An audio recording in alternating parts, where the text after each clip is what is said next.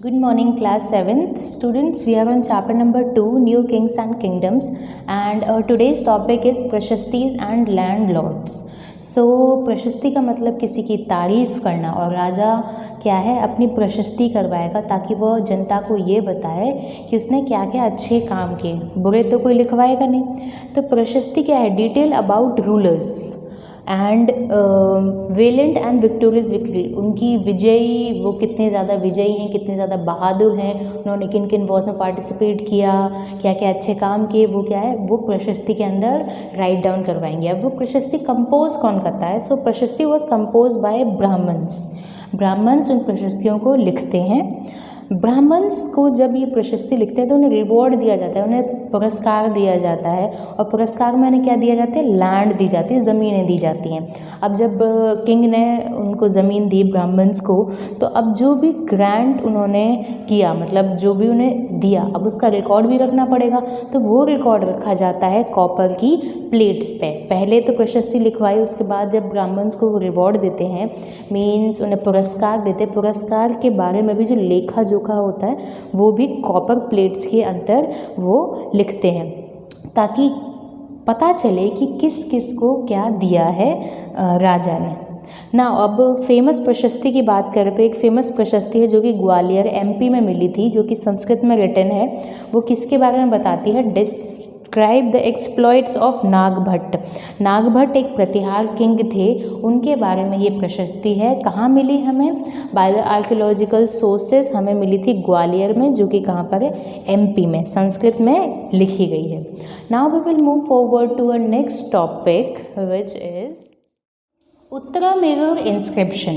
सो inscription का मतलब क्या होता है? कोई भी ऐसा पत्थर अगर वो किसी डायनेस्टी के बारे में डिस्क्रिप्शन दे रहा है तो वो उस डायनेस्टी का क्या हो गया?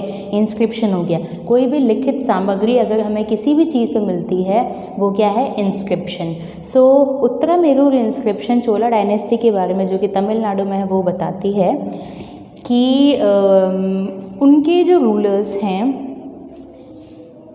जो कि अगर सभा के मेंबर्स बनना चाहते हैं तो what are the conditions, what are the rules as to who could become a member of sabha. First rule is owner of land. वो एक लैंड का ओनर होना चाहिए, जो कि लैंड रेवेन्यू, जिससे लैंड रेवेन्यू और टैक्स कलेक्ट किया जाता है, लैंड का वो मालिक होना चाहिए। खुद का उसका घर होना चाहिए। एज उसकी होनी चाहिए 35 to 70 ईयर्स के बीच में, एंड उसको वेदों की नॉलेज, डीप नॉलेज होनी चाहिए।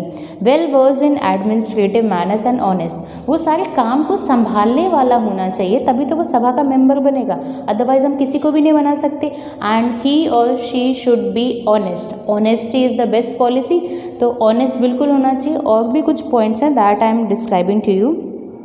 If anyone has been a member of any committee in the last 3 years, he cannot be a member of another committee. अगर वो 3 साल एक कमेटी का मेंबर रह चुका है तो वो अब दोबारा इलेक्ट नहीं हो सकता है, दोबारा मेंबर किसी अदर कमेटी का नहीं बन सकता है। तो एक तरीके से हम दूसरों को चांस देने की कोशिश कर रहे हैं।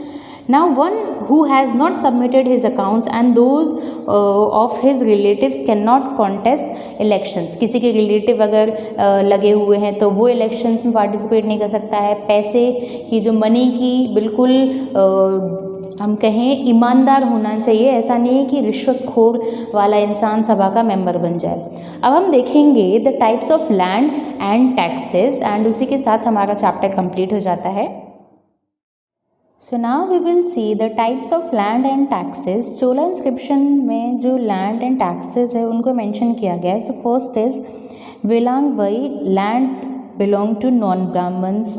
ब्रह्मदे, ये लैंड बिलोंग करती है जो ब्राह्मणों को दे दी गई है, नाम बोलने से ही पता चला ब्रह्मदे। शालाभोग, ये लैंड मेंटेनेंस ऑफ स्कूल्स के लिए दी गई है। देवदान, तिरुना मट्टुकानी, ये लैंड टेम्पल्स के लिए दी गई है। थोड़े नाम टिपिकल हैं, बोलने में प्रॉब्लम्स होती है, बट इनको 2-3 बार देखेंगे तो पता चल जाएगा। देवदान टेम्पल के लिए, शालभोग स्कूल्स के लिए, ब्रह्मदेव ब्राह्मणों के लिए। Now the fifth one is Pallichchandam, okay, so land donated to Jain institution, vetti, a tax taken in the form of force labour, जबरदस्ती की लेबर, जो फोर्स लेबर लगाई गई है उसके अलॉन्ग में जो टैक्स लिया जाता है वो है वेत्ती। कदमाई, लैंड रेवेन्यू, जो लैंड पर जो टैक्स लगाया गया है उसके बदले का जो टैक्स है वो लैंड रेवेन्यू कहलाता है। So these are the types of land, और इन पर जो लगे हुए टैक्स हैं वो बताए गए हैं, और जब जो लैंड है वो किसको दे दी गई है वो भी डिस्क्राइब किया गया है।